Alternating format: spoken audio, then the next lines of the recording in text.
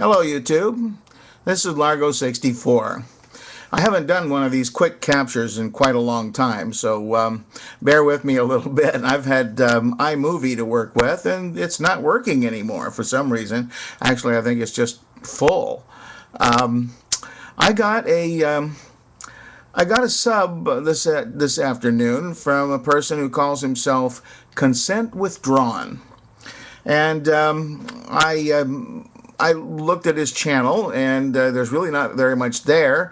He hasn't any videos, and one person, I think, one or two friends, but that's all. And he doesn't even have a button so that I can sub him back, which I had intended to do, and I'll explain that in a minute.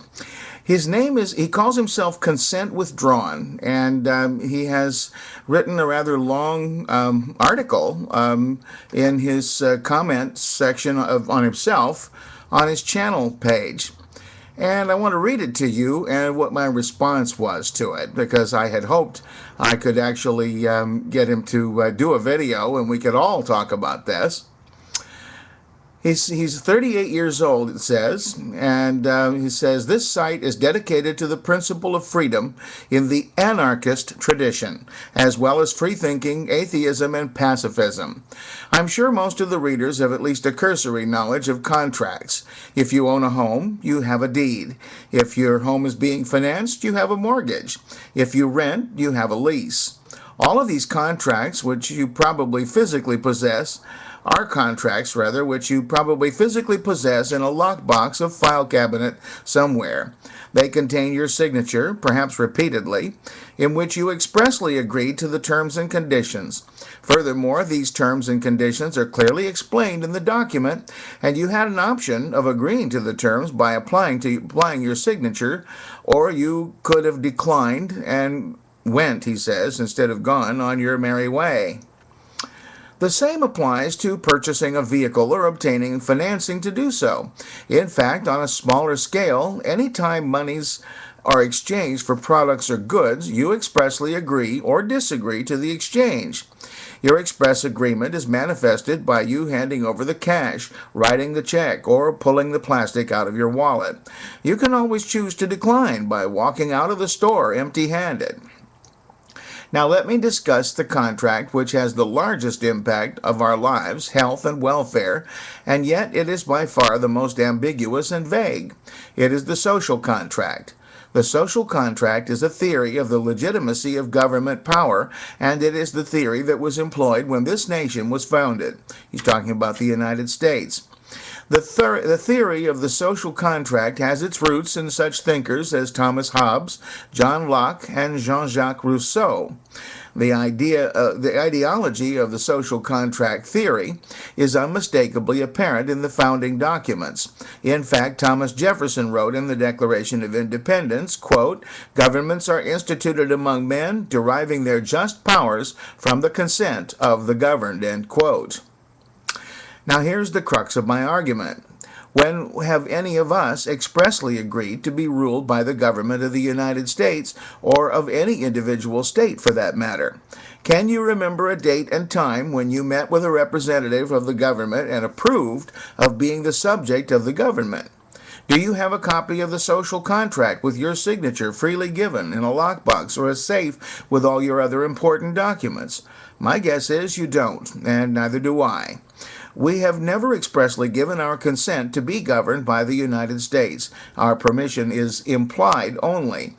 And since an implied agreement would never be acceptable in a deed, mortgage, lease, or any other contract, I submit that it is also not acceptable with the government, as well as that their moral justification to rule over us is non-existent.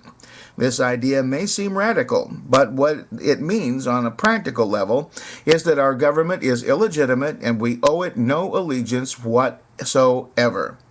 The idea that our government is illegitimate and has no moral justification is hardly a new one. It has been, it has had many proponents in history, great thinkers like Herbert Spencer, Benjamin Tucker, and Henry David Thoreau. Perhaps the person who articulated the idea best was the 19th century American anarchist Lysander Spooner.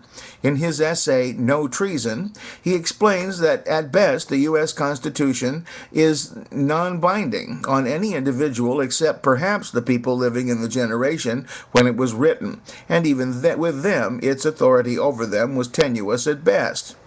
Hopefully, this brief article will serve to give people the courage to stand up to the illegitimate and overreaching power of the government and to contact their representatives in Congress and tell them, consent withdrawn. I no longer consent to be governed by the United States government or the government of my state. Now, this again is by a YouTuber who calls himself Consent Withdrawn. By the way, he says, I no longer, he spells no as K-N-O-W. I don't know what he must have been thinking. I've done some silly things like that myself. My answer to him, and I sent him a PM because this is much too much to put in just a regular comment on his channel. I said, first, thank you for subscribing to my channel. Now I'd like to see a video on this little manifesto of yours. You say that unless we consent individually to the power of the government, that we are not bound to obey its laws. Please tell us more. Tell us, for example, how a society of over 300 million can function at all if each inhabitant is an island unto itself. Tell us how day-to-day social intercourse can take place even in relative peace and security unless the citizens are bound by some kind of code.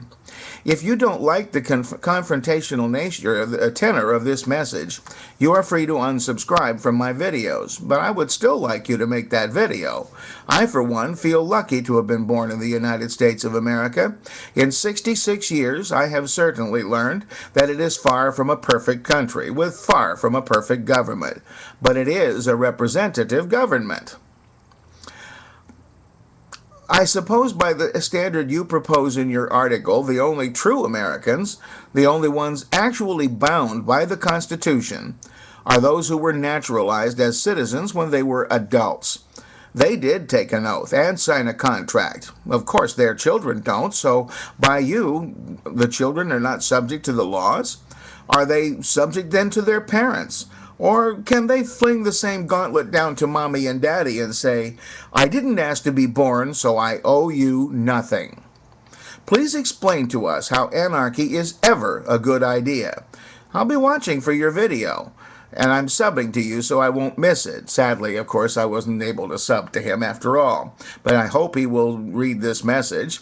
I want to add here that anarchy is all very well if there is a stable society around you and if you are the lone or at least the lonely anarchist. But if everyone chose anarchy, there would be chaos, wouldn't there? Anyway, I certainly invite comments, and let's see where this goes.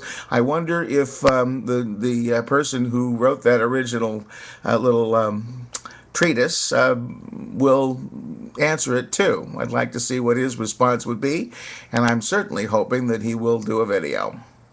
Thanks for watching.